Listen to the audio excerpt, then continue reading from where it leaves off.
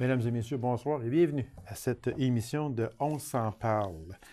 Des nouvelles de la politique fédérale avec la députée du NPD en Abitibi-Témiscamingue, Mme Christine Moore. Madame Moore, bonsoir. Bonsoir. Madame Moore, on va faire une mise au point qui est très importante, surtout quand on reçoit des personnes politiques, parce que la politique, ça va tellement vite qu'on enregistre une émission, puis lorsqu'elle passe, ça peut être tout viré à l'envers, comme on dit.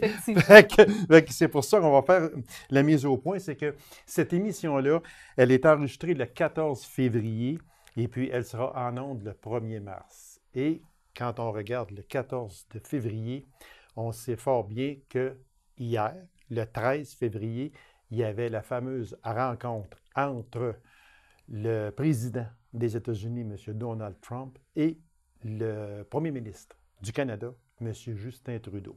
Alors, c'est pour ça qu'il y a bien des choses qui peuvent changer. On va y aller avec ce que l'on sait aujourd'hui, le 14 février, mais comme on l'a dit tantôt, il peut se passer aussi beaucoup de choses entre l'enregistrement et la diffusion. Alors, Madame Moore, très brièvement, parce qu'il faut dire qu'on n'a pas eu le temps de regarder, d'aller fouiller en profondeur ce qui s'est passé hier, le 13 février, entre M. Trump et M.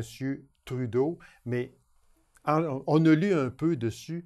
En général, si je vous demandais vos impressions, est-ce que M. Trudeau a fait bonne figure comme représentant du Canada? Bien, je crois qu'on était plus dans une rencontre polie où est-ce que, tu sais, bon, on se présentait mutuellement. Okay. On n'a pas abordé de questions de politique de fond. Je crois que c'est une rencontre qui a été correcte. Je suis déçue que M. Trudeau n'ait pas osé aborder certaines questions qui ont un impact sur nous actuellement, notamment au niveau du décret migratoire, parce que présentement, ça a un impact à nos frontières. Il y a des réfugiés qui traversent la frontière canado-américaine à moins 20. On a un flot de réfugiés qui arrivent des États-Unis quand même pas mal plus important que normalement. Oui. Donc, comme ça a un impact sur le Canada, c'était approprié, selon moi, d'en discuter, au moins pour expliquer que ça a un impact, puis qu'on est concerné par ces politiques à cause que on en subit les répercussions. Ça, je crois que ça aurait dû être abordé.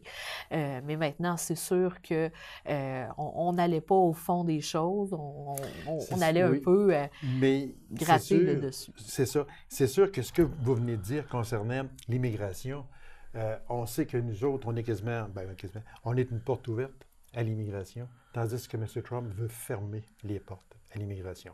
Donc, je pense que M. Trudeau n'avait pas avantage à aller donner une leçon à M. Trump. Je pense que ce n'était plus tard, ça va peut-être venir qu'on va en discuter plus en profondeur, oui, mais seulement que, parce que je pense que M. Trump, personne ne va lui dire. Mais je ne parle pas de donner faire. Une leçon, je parle de dire, regardez, vous avez décidé d'appliquer cette loi-là et présentement, ce que ça a comme impact sur nous, c'est qu'il y a des réfugiés qui en provenance des États-Unis, qui s'en viennent au Canada, et c'est vraiment 4 fois, 5 fois plus important que ce qu'on a normalement. Est-ce qu'il y a moyen de discuter d'une solution ou de quelque chose parce que présentement, ça a un impact sur nous? Sans aller, si on peut dire, critiquer, donner des leçons, je pense que c'est important de dire, regardez, ça a un impact sur nous. Il y a aussi des gens, des Canadiens qui ont un passeport canadien qui essayent de venir aux États-Unis pour magasiner, pour faire participer à des compétitions sportives, puis ils ne réussissent pas à se faire admettre. Oui. Mais ça, je crois que sans remettre en question tout l'ensemble du décret migratoire, il y a une possibilité de l'aborder en disant, est-ce qu'on peut s'assurer qu'au moins les Canadiens qui viennent aux États-Unis, pour des raisons tout à fait valables, n'ont pas de misère à traverser la frontière? Ça, je pense que c'est possible de l'aborder en disant, regardez, des athlètes, ils devraient pouvoir venir faire leur compétition sportive. Puis quelquefois, on parle de gens qui ont juste des noms à consonance étrangères ou qui ont des parents qui sont étrangers, mais qui n'ont jamais mis les pieds seulement dans le pays qui est visé par le décret. Et en plus, dans quelques fois, c'était des pays qui ne sont même pas visés. C'est sûr que ce sont des discussions qui seront probablement reportées ultérieurement. On en a peut-être effleuré. Là, je n'ai pas regardé qu'est-ce qui s'est parlé. Je sais qu'il s'est parlé d'Alena, qui s'en est parlé. Je ne sais même pas si on a effleuré la crise du bois d'œuvre, sauf que pour nous autres, le Canada, c'est excessivement essentiel, et pour le Québec en particulier. Je ne sais pas si on est allé en discuter. Ça va être dans les premières discussions avec le gouvernement américain. Ça s'en vient et c'est déjà commencé actuellement. Alena, M. Trump voudrait défaire puis refaire. Il a semblé, selon les journalistes canadiens que j'ai pris ce matin, M. Trump aurait dit presque à mots couverts, mais aurait dit aux Canadiens, ne vous en faites pas, l'ALENA, si on la refait, ce n'est pas pour vous autres, mais c'est surtout pour le Mexique, pour les Mexicains. Ça ne toucherait pas beaucoup le Canada, mais ce serait d'envergure pour le Mexique. C'est une bonne chose. Bien, je crois que dans ce contexte-là, où est-ce que on est extrêmement inquiet, c'est sûr que ce qu'on doit avoir comme priorité, c'est nos emplois à nous, c'est nos partenariats commerciaux à nous. Donc, c'est sûr que peu importe où ce qu'on s'en va avec ça, il faut savoir ce qu'on veut. Il faut être capable de se tenir debout. Maintenant, tant mieux si c'est beaucoup plus le Mexique qui est visé, mais c'est sûr et certain qu'il faut, il faut lutter pour nos emplois, il faut lutter pour nos travailleurs forestiers d'ici. Mais d'un autre côté, on sait qu'au niveau de l'accord de libre-échange de l'Amérique du Nord, la relation entre le Canada et les États-Unis au niveau des échanges commerciaux est beaucoup plus égalitaire, si on peut dire, que celle entre le Mexique et les États-Unis.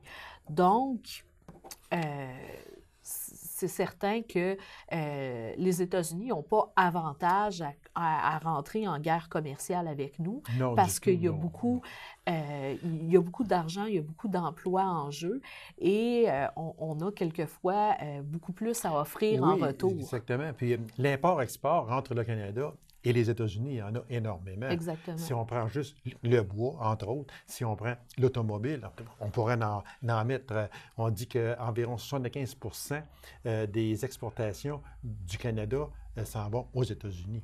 Fait qu'il faut quand même aussi là, être ouvert, mais sans être bonasse, ou si vous me permettez l'expression. Exact. Je pense que c'est de s'asseoir. Pour terminer sur ça, Mme Moore, c'est que la presse canadienne, ce matin, 14 février, a dit que M. Trudeau avait fait très bonne figure face à M. Trump. C'est un plus.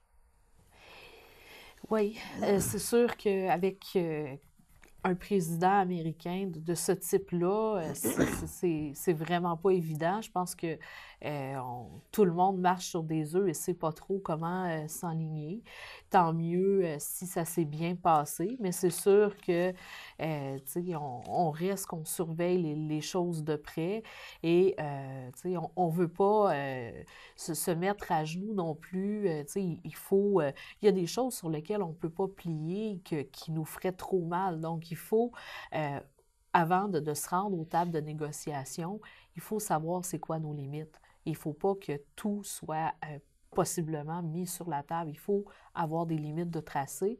Et à ce moment-ci, on ne sait pas trop avec M. Trudeau jusqu'où il serait prêt à aller. Et je pense que c'est important pour lui d'affirmer clairement c'est quoi les limites qu'il ne franchira pas ou qu'il n'acceptera pas de franchir. Exactement. Pour que, premièrement, rassurer la population, mais aussi pour mettre un cadre précis au niveau des négociations. Je pense que c'est quand même correct de faire ça, là, puis de dire, OK, je suis prêt à discuter, mais il y a des limites en lesquelles que je n'irai pas. Vous êtes membre du Parlement canadien, vous êtes député du NPD. Qu'est-ce que, personnellement, la venue, quand on a vu que M. Trump deviendrait le 45e président des États-Unis, vous, comme membre du NPD, député, est-ce que vous avez eu une crainte et est-ce que vous avez une crainte encore aujourd'hui ou si vous auriez aimé mieux Mme Clinton? La crainte, elle vient surtout pas uniquement du président Trump, mais de tout l'entourage. C'est pas nécessairement juste M. Trump, c'est toutes les personnes autour qui gravitent autour de lui. Oui. Puis jusqu'à maintenant, il y a des choix particuliers. Le vice-président, on s'entend que c'est quelqu'un extrêmement à droite, contre l'avortement. Donc, l'arrivée de M. Trump au pouvoir, c'est aussi le retour des républicains qui contrôlent et le Sénat et la Chambre des représentants. Donc, on retourne à droite et ça a des impacts sociaux au niveau de la population américaine. Donc, c'est l'ensemble de la présidence, si on peut dire, et de son équipe qui nous amène des inquiétudes. Maintenant, on semble, au niveau de la justice américaine, être prêt à faire le contrepoids pour empêcher quelquefois de dépasser des choses, par exemple, lorsqu'on va avec des décrets qui seraient anticonstitutionnels. Mais il reste que oui, c'est inquiétant. Maintenant, les Américains ont décidé de faire leur propre choix. Oui, jusqu'à maintenant. Oui, et c'est démocratique. Puis, il faut le dire, parce que quand on fait juste prendre son fameux mur qu'il veut construire entre le Mexique et les États-Unis, on parle d'un mur mon Dieu, c'est 3500 km, si ma mémoire est fidèle. Il y en a déjà 1050 de fait. Ça va coûter 21 milliards ou environ. Excusez, mais c'est immense, ça, là. Puis on fait un mur, là. Puis quand on dit qu'on fait un mur, on ne passe plus. Effectivement. C'est sûr qu'il y a des choses qui sont extrêmement inquiétantes, qui nous semblent pas avoir de sens. Maintenant aussi, on est à peu près même pas encore un mois depuis qu'il est officiellement en poste. Oui, parce que depuis le 20 janvier. Ce que j'ai appris aussi avec les années, avec la politique, c'est que souvent, quand on décide de mener des campagnes un peu tape à l'œil, où est-ce que, on y va très fort sur ce qu'on veut faire, quand on arrive au pouvoir, on se rend compte que les choses sont pas aussi faciles qu'on le pense. Comme par exemple le décret migratoire, où est-ce que ça a été jugé anticonstitutionnel par les juges. C'est quelque chose qui avait parlé. Il persiste encore, puis il dit même si je les ai contre moi, je vais avancer pareil. Donc, c'est ça. Fait que quelquefois, puis aussi, qu'on vient juste d'arriver au pouvoir, on veut frapper très fort, puis finalement, avec le temps, on s'assagit un peu, puis on comprend qu'on travaille aussi avec un contexte. Donc, c'est sûr que c'est vraiment, en termes de gouvernement, c'est vraiment à l'opposé de mon spectre politique à moi. Okay. Donc, oui, c'est inquiétant. Mais maintenant, c'est une réalité avec laquelle on n'a pas le choix de composer. Je pense que ce qui est le plus important là-dedans, c'est d'être capable de faire la part des choses. Puis de ne pas trop paniquer non plus, de ne pas rentrer en mode panique. Fait qu'on va laisser les deux pays négocier. Puis, c'est sûr en le suivant de près. Oui, parce qu'il faut suivre de très, très près l'accord sur le bois d'œuvre, puis l'ALENA également, qu'il faut suivre, parce que ce sont deux dossiers fort importants pour le Canada. Oui. Et puis, on va suivre ça de près. On va voir ce que nos gouvernements et provincial et fédéral vont pouvoir faire face aux Américains. Fait qu'on va suivre ça de près. Effectivement, c'est ce qu'on doit faire. Madame Moore, vous dites « Mettons fin à la discrimination systémique à l'endroit des enfants des Premières Nations ». On dit que le gouvernement fédéral ne respecte pas la décision du Tribunal canadien des droits de la personne à l'endroit des enfants des Premières Nations.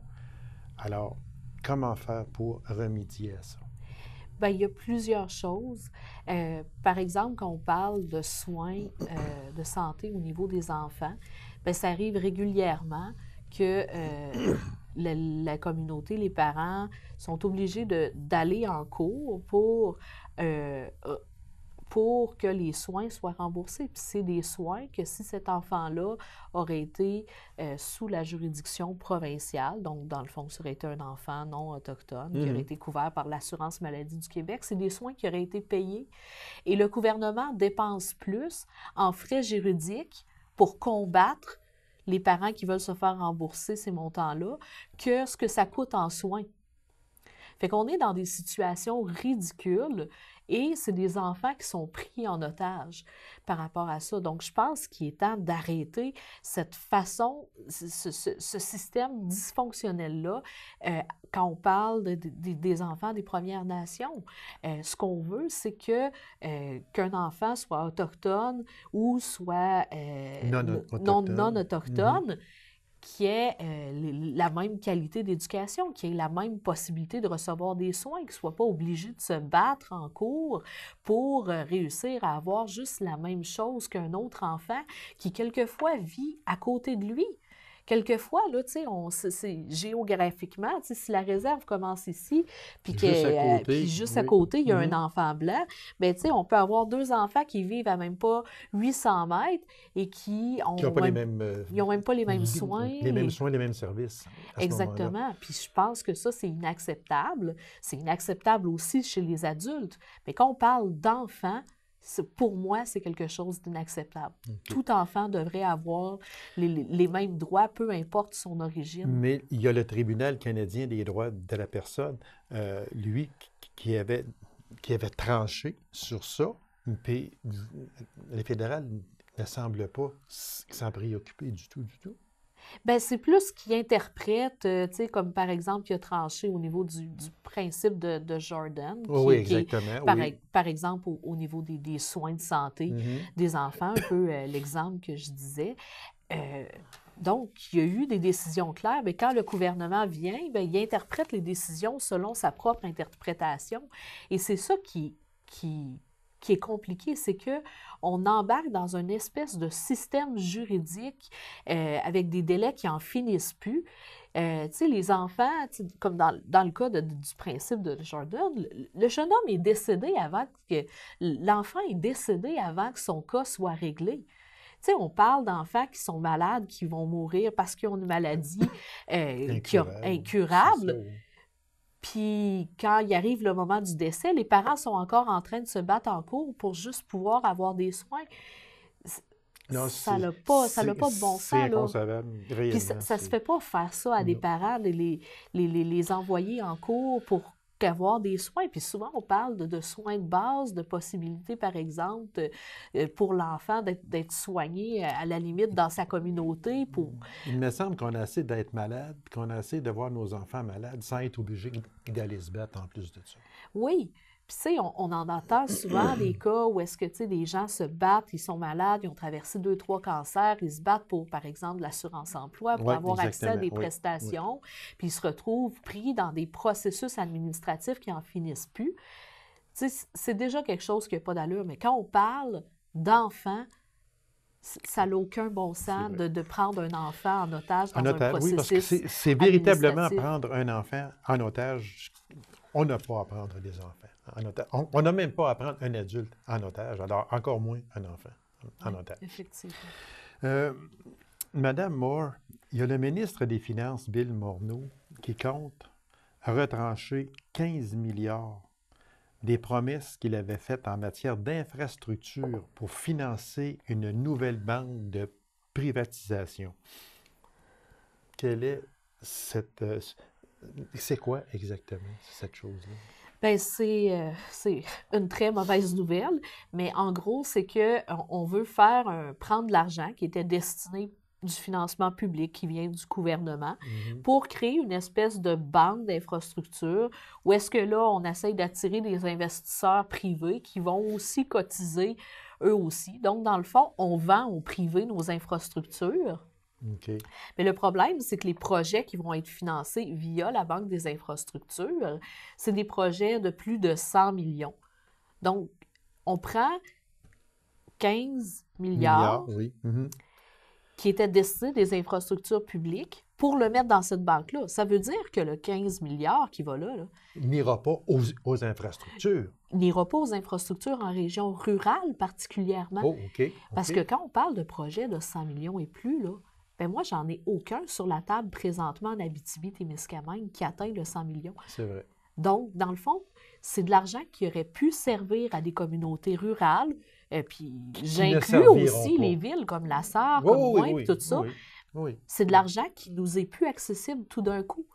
Parce que le montant est trop élevé. Parce que présentement, bien, on va se servir de cet argent-là pour financer des projets à Toronto, à Montréal, à Québec. Et les gens qui ont conçu, qui ont pensé ça, l'ont dit explicitement. C'est un programme qui est conçu sur mesure pour les grosses villes. Montréal, Toronto, etc. Donc, c'est pour ça. Premièrement, on n'a jamais parlé de privatisation massive des infrastructures en campagne. Donc, déjà en partant, moi, je crois que les infrastructures publiques doivent appartenir aux gens et non aux banques privées. Puis le problème, c'est que quand on parle de ponts, de routes, etc., là, bien, le moyen pour le privé de faire de l'argent, c'est de mettre des tarifs à l'utilisation. Donc, on va se retrouver avec des péages un peu partout, des frais d'utilisation pour financer le privé. C'est ça, exactement. Madame Moore, on sait que, les Bombardier qui demandaient au gouvernement fédéral d'investir l'équivalent dans la C-Series, soit 1,3 milliard, que le provincial, lui, a donné il y a 2 ans, je pense. Il investit 372 millions, étalés sur 4 ans et remboursable par surcroît. On parle de 2/3 du prêt qui va servir au développement de l'avion Global 6000 à Toronto et le tiers au développement de la C-Series à Montréal. Moi, j'aimerais avoir votre opinion sur ça.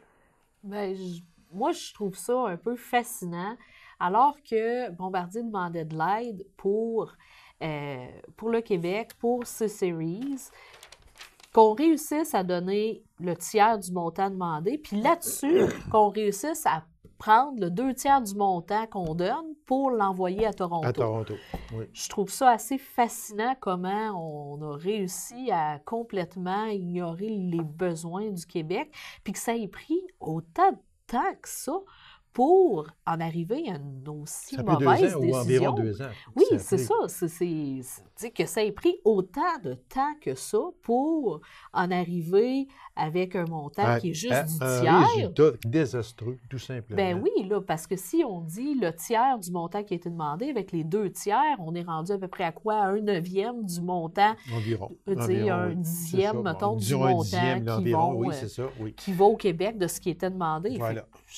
Que ça ait pris autant de temps que ça pour avoir une décision aussi mauvaise. Sur Global 6000 à Toronto.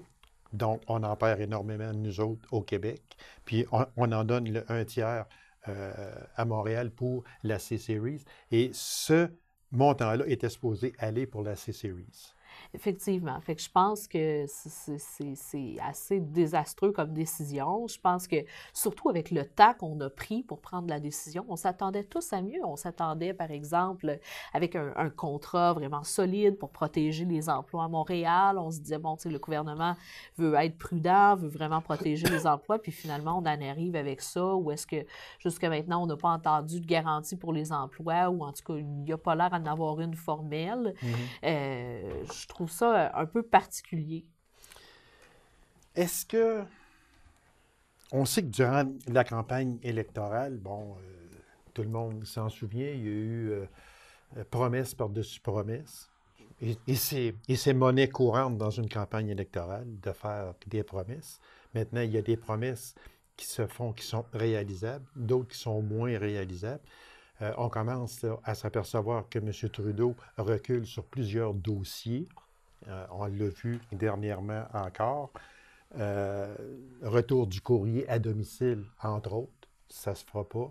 Réforme de la carte électorale, encore une fois. Non, le mode de scrutin, excusez, le mode de scrutin qui a dit, ben là, non, parce qu'on ne pourra pas l'avoir pour 2019 lors de la prochaine élection. C'était dans ses promesses électorales. Puis même, je vous ai reçu ici, on en a parlé aussi. C'était une bonne chose. On met ça de côté. Il est rendu sur la vitesse R, M. Trudeau? Bien, je pense que ça montre un peu ça confirme plutôt que j'avais l'impression, c'est qu'on a promis un peu n'importe quoi en campagne électorale, en particulier quand on était à 3e place dans les sondages, en se disant de toute façon, on ne sera pas au pouvoir, on va essayer de limiter les dégâts, on peut promettre n'importe quoi, c'est pas grave, on ne sera pas au pouvoir, c'est pas grave si on n'a pas de plan, puis on ne sait pas où on s'en va, on va juste se faire le plein. Finalement, ils se retrouvent au pouvoir, puis on se rend compte qu'ils n'ont absolument aucun plan et qu'il y a à peu près rien qu'ils ont promis qui s'est passé comme c'était prévu. On parlait d'un déficit de 10 milliards, on est rendu à 30 milliards, pas de réforme électorale. Il y a à peu près rien qui s'est passé comme c'était prévu. Oui, parce que le déficit, entre autres, on en parlait, comme vous dites, entre 12 et 15 milliards au maximum. On va dépasser les 30 milliards au moment où l'on se parle, puis ça ne semble pas vouloir s'arrêter. Non. Alors, ça veut dire que nos générations futures n'ont pas fini de payer. Là.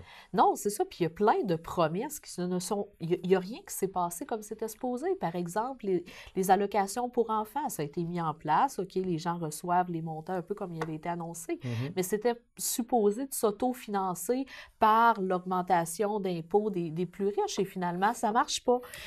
Donc... Le jour, Mme Moore, vous êtes assez en politique que le jour où un premier ministre va s'asseoir face aux multinationales et qui va leur dire en plein visage « Vous allez payer beaucoup plus cher d'impôts », il me semble que je ne vivrai pas assez vieux pour voir ça. Bien, présentement, le problème, c'est que ce qui s'est passé avec M. Trudeau, c'est qu'il avait cru que tout simplement, en augmentant l'impôt des plus riches, là, on parle de l'impôt des particuliers, il l'a fait. Ouais, mais le problème, c'est que les plus riches sont aussi ceux qui ont les moyens de se payer les conseillers financiers pour dévier. Pour dévier, mais pour faire une meilleure planification. Oui, c'est ça. Dévier honnêtement dans la loi, mais aller chercher le petit quelque chose que le simple commun des mortels n'ira pas chercher parce qu'il n'est pas au courant. Bien, c'est ça. Ils font juste changer leur planification fiscale à l'aide de conseillers qui ont amplement les moyens de se payer. Puis, et ça n'est pas triché non plus. Il n'y a pas augmentation de revenus. Exactement. Madame Moore, il reste à peine 2 minutes. Moi, j'aimerais vous demander votre opinion sur le départ qu'on a mis cavalièrement à la porte, M. Dion. Ça m'a extrêmement surpris. Moi, ce que ça me donne l'impression, c'est que M. Trudeau aime pas les personnes qui sont capables ou qui lui disent qu'ils ne sont pas nécessairement d'accord avec ses positions. Et M. Dion et l'autre qui est parti, M. McCallum, étaient 2 députés d'expérience c'est sûr, qui avaient cette solidité-là pour confronter M. Trudeau. Mais ça n'a jamais marché entre M. Dion et M. Trudeau. Jamais, jamais. Effectivement. Sauf que, quelquefois, c'est bon d'avoir des personnes autour de soi qui ne sont pas nécessairement d'accord parce que ça permet de ne pas se planter. Et ce sont des personnes de grande expérience. Parce que M. Dion est un homme de très grande expérience politique. Là, fait qu'il perd un gros morceau, mais il l'a placé comme ambassadeur. Et M. Dion a dit à ce moment-là. Ils leur ont offert des postes cadeaux pour essayer de... C'est ça. Une belle fin de retraite politique. Mais je pense que c'était plus pour calmer la colère. Ils ne pouvaient pas juste s'en débarrasser sans rien leur offrir. Ah non, absolument pas. Mais c'est dangereux quand tout le monde est tout le temps d'accord autour de soi. On vient qu'on prend des très mauvaises décisions politiques. C'est important de garder des gens qui sont capables de nous confronter. C'est comme ça qu'on est capable de prendre des meilleures décisions et des décisions plus réfléchies. Madame Moore, merci infiniment. C'était très intéressant. C'est toujours très intéressant. Puis, on vous souhaite un bel accouchement. Oui, j'espère qu'on va avoir la chance de se revoir avant. Sûrement, j'en suis persuadé. Merci beaucoup, Madame Moore. Ça m'a fait plaisir. Merci. Alors, mesdames et messieurs, merci d'avoir été là. On se donne rendez-vous à une prochaine émission de On s'en parle. Au revoir et bonne semaine.